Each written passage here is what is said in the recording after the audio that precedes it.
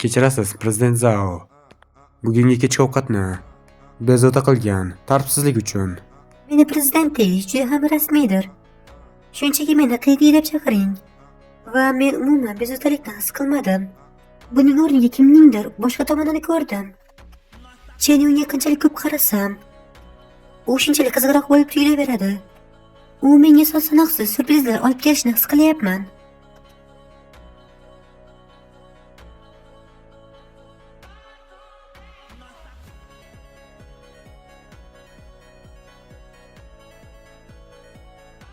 Yuton, nega shunday kuchli yomg'irda soyabon olib ketmading? Roy, Chenyuan, bu haqda siz ham eshitganga o'xshaysiz. Chenyuan kecha jonli efirda Zhao Yuqiga 10 milliondan ortiq pul o'tkazdi. Bu u yigitga o'xshamaydi, lekin aslida u juda boy yigit va juda badavlat. Nega bunday holdasiz? Yomg'irda yashirona olmadingizmi? 10 milliondan ortiqmi? Buni qayerdan eshitdingiz? Bular rostmi? Buni Zhao Yuqining xonadoshi Wu Xiaofi aytdi.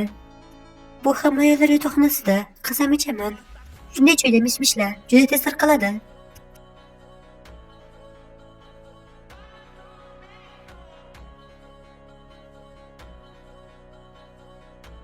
Chenyuan, yarim tunda kim aroqda yig'layapti. Men horrorlikni ko'ryapman va bu ahvolni yomonlashtiryapti. Yo'q xudoyim. Bu aql bovar qilmaydigan narsa, Yuanzi. Buguni ketma-ket 18-o'yinda g'alaba qozondi. Chen, bunchalik kuchli bo'lish uchun nima narsa yeding o'zi? Sen sport dahosisan, bizda yashirinib o'yin o'ynayapsanmi? 20 ta atribut nuqtasini olganimdan keyin hatto o'yin o'ynash ham juda zavqli bo'lishini kutmagan edim. Qanday yoqimli. Nima deb o'ylaysiz, yigitlar? Men shunchaki yaxshi ahvoldaman. Yuanzining joyli efirga chiqishi haqida nima deysan? O 2 million ishlab topishni boshlagach, meni ham o'zingga qo'shib olib ket. Atribut ballari mening tanamni o'zgartirdi. Mening figuram juda zo'r. Endi men o'zimni universitetning aktyori deb atayman. Mos emasmi? Shunday mukammal tana bilan qaysi baxtli ayol bundan rohat ko'radi deb men qiziqayapman. Qo'y Yuanzi, rakvinaga tushib ketdingmi? Qani bo'la qolchiq. Telefoning jiringlayapti. Xo'lali. Nega u juda kech qo'ng'iroq qilyapti? U meni boshqarish uchun qanday yangi taktikaga ega? Qo'y, senyor Xo'lali. Sizga mendan biror narsa kerakmi? Chenyuan, men nima qilishni bilmayapman.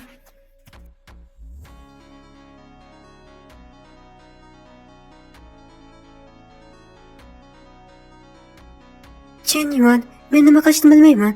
Men sizdan faqat so'rashim mumkin xolos. Menga 500 ming yuan qarz bera olasizmi? Dadam qimor o'ynagani uchun ko'p qarzga botibdi. Birodar, iltimos menga biroz vaqt bering, 1-2 kun xolos. Shu vaqt ichida albatta qaytaraman. Bir paytlar farovon bo'lgan oilamiz hozirda har kuni yuqori foizli kreditlar bilan chuqurlik tubiga tushib qolgan. Men juda ham moddiy manfaatdor qiz emasman, lekin biz qarzlarimizni to'lashimiz kerak. Hisob raqamingni ber.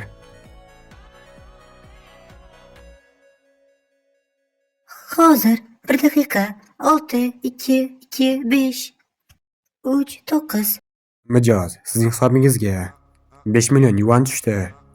1 10 100 ming. Bu 5 million nima uchun? Yaxshi, tasodifan qo'shimcha bitta nol qo'shilib qolibdi.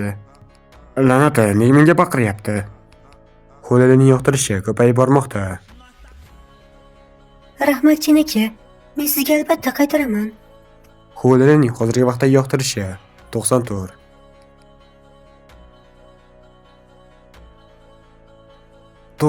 ball. Nimadir bo'ldimi? Bu g'alaba qozona olmaydimi?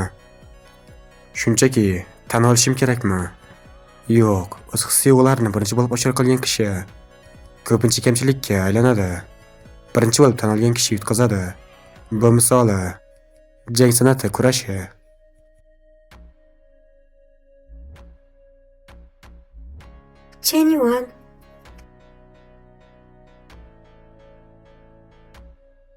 Chenyuan, men siz uchun xonadan bo'lishga olib keldim. Keling birga darsga boramiz. Nimalar bo'lyapti? Quyosh g'arbdan chiqdimi? Li Shutong aslida Chen Yuanga nonushta olib keldimi? Yuvan aka, men ham siz uchun nonushta olib keldim. La'nati. Menimcha siz oshxonadan charchagansiz. Men siz uchun maxsus dengiz mahsulotlari bo'tqasini pishirdim.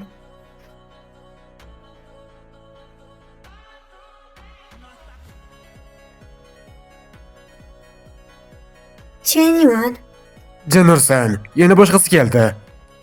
Bu safar kim?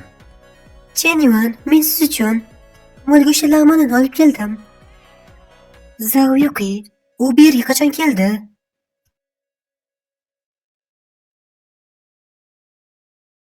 U kampus go'zalligi ro'yxatidagi ikkinchisining aurasi. Shunday kuchli yovuzlik tuyg'usi. Mening bo'lgishda lag'monni yaxshi ko'rishimni qayerdan bildingiz? Kecha biz kirbetga yetganimizda siz ochiq ovqatni yoqtirasiz deb o'ylagandim. Va tasodifan men Jinshida haqiqiy mol go'shti pishiriladigan joyni topdim. Menga g'amxo'rlik qilishing ajoyib his-tuyg'u beradi. Rahmat Qiyg'i. Darhaqiqat, prezident Zhao mening ta'mimni belgilardan bilib, sizsiz g'alaba qozonishga muvaffaq bo'ldi. Xushmuomala bo'lish shart emas. Nonushta qilayotganda boshqa odamning nima yeyishini hisobga olish bu tabiiy narsadir. Agar shunday mayda-chuyda narsalarni o'ylab ko'rmasangiz, qanday qilib birovni yoqtiraman deb ayta olasiz?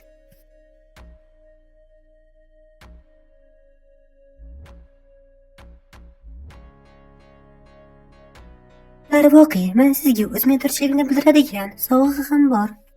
Bu yangi chiqqan iPhone 17 Pro Maxmi? Prezident Zhao chindan ham unga sovg'a berdimi?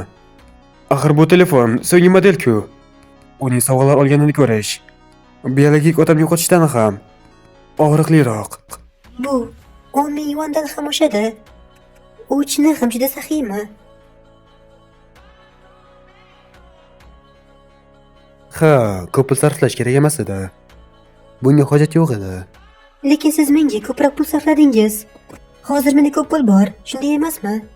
Agar shunday bo'lsa, buni qabul qilaman.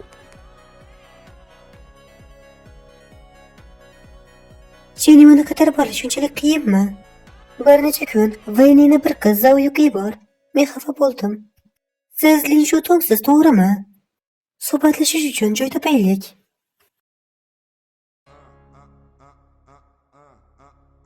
Nimadir haqida gapirmang.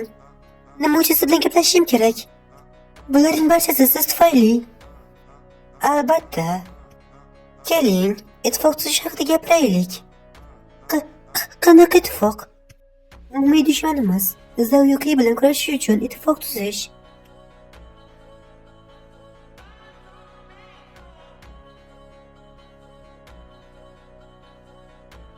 Zhao Yuqi juda saxiy. Aslida menga 10 ming yuandan oshiq bo'lgan qimmat telefon sovg'a qildi. Nimadir bo'ldimi? Telefonda nimadir xatomi? Yo'q, u juda yaxshi ishlaydi. Zhao Yuqining yoqtirishi 40 ball. Agar 40 ball bo'lmaganida, u ham menga o'xshab qolganmi deb o'ylab qolgan bo'lar edim. Chindan ham ma'buda murakkab usullar bilan o'ljani ovchi deb o'ylaydi. Men tez suratlar bilan taraqqiyotni biroz tebrash yo'li bilan topishim kerak. Yuvan aka, uchrashuv haqida. Bilasizmi, men jamiyatdan biroz qo'rqaman. Lekin bu degani, men siz bilan uchrashmoqchi emasman degani emas. Bu zo'rmi? Hech bo'lmaganda ikkita rasmni yubormasdan men chindan ham oson iylantiraman deb o'ylaysanmi? Ajdarho qiroli. Salom aka. Men bir guruh yuqori martabali odamlarning chat guruhini bilaman. Unga qo'shilasizmi? Bu afsonaviy langar guruhimi? Janursan, bu yolg'iz yigitmi? Ajdarho qirol yolg'iz yigitni olib keldi. Janob yolg'iz yigit, men bilan ham do'stlashing. Hammaga salom. Yigitcha bilasizmi? Bu zararli narsa. Birinchi kun ichida 10 million sarfladingiz. Va biz o'zimizni biroz pastdek his qilyapmiz. Qo'ysangizchi, bularning barchasi kichkina pul edi men uchun. Aka, chindan ham boy ekansiz.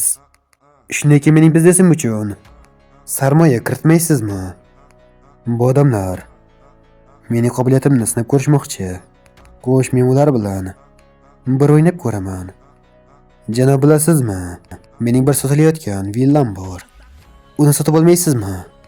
U qayerda? Manzilni yuboraman. Jionku hududi. Daryo oldidagi villa. Jionku tumani. Taniqli boy hududdir. Villaning narxi kamida 10 million turadi. Ha mayli. Men bir nechta buyumlarimni saqlamoqchi edim. Villani ko'rish uchun ertaga boraman.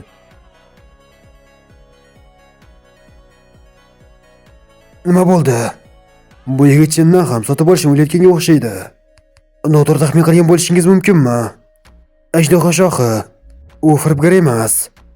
Uning chindan ham puli bor. Haqiqiymi yoki soxtami? Buni tez orada bilib olamiz. Noto'g'ri taxmin qilgan bo'lsak, o'nlab millionlarni behuda sarflagan bo'lamiz. Agar to'g'ri bo'lsa, juda boy va ahmoq do'stga bo'lamiz. Sen unga manzilni yuborishing kerak va biz u haqida ko'proq ma'lumotni topamiz. Binosi 66. Janglu akademiyasi. 8-joy. Janglu tumani. Qiziq, unga villa bersam, men qanchalik manfaatdor bo'lar edim?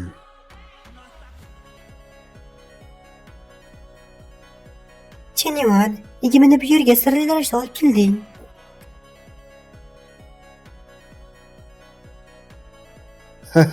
Bu janob Yuan bo'lishi kerak. Xush kelibsiz. Siz juda ham mehribonsiz.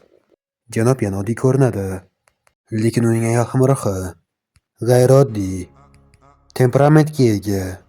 U qandaydir yashirin oilaning a'zosi bo'lishi mumkinmi? Bugungi muzokaralar yaxshi o'tmasa kerak. Men Ho Yuan qiyoman. Shunchaki kichik biznes bilan shug'ullanaman.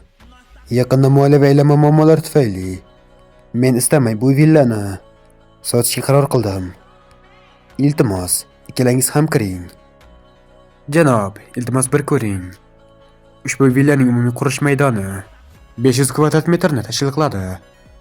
Hovuzning maydoni 2000 kvadrat metrni tashkil qiladi. Mashhur dizayner tomonidan ishlab chiqilgan va bezatilgan, Italiyadan olib kelingan, buyurtma asosida tayyorlangan mebellar. Va bu yerga qarang, daryo oqadi, ulug'vor manzaralar. Ajoyib emasmi, Feng Shui? Agar pul kerak bo'lmaganida o'zimni shu yerda dafn qilgan bo'lar edim. Chenyuan uy sotib olayotgan bo'lishi mumkinmi? Bu hashamatli saroy 10 million turadi. Ha, joylashuvi yaxshi. Siz kuch sarflashingiz shart emas. Faqat ayting, qancha?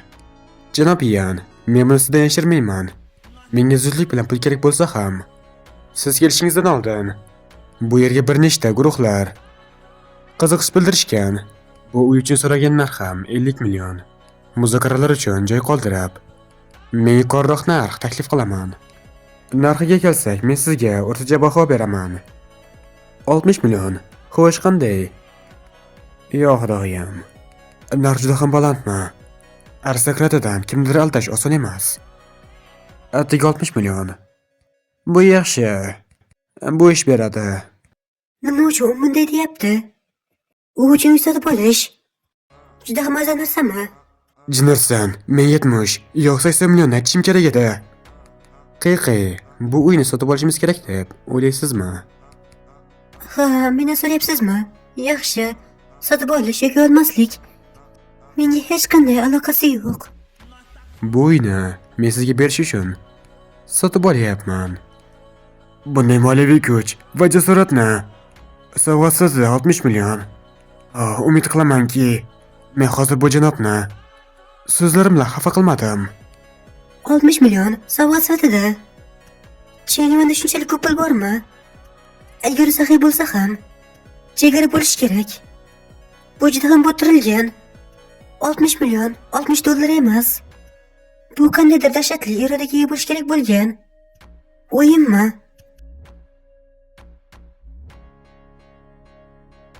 Ha, bu yaxshi emas. Men buni qabul qila olmayman. Qiy, men sizga tushuntiraman. Yaqinda uy-joy cheklovlari mavjud edi va men o'z nomim ostida ko'p mulkka egaman. Men birini sizning nomingizga o'tkazmoqchi edim va bundan tashqari men ham sizga uy beraman degan umidda edim.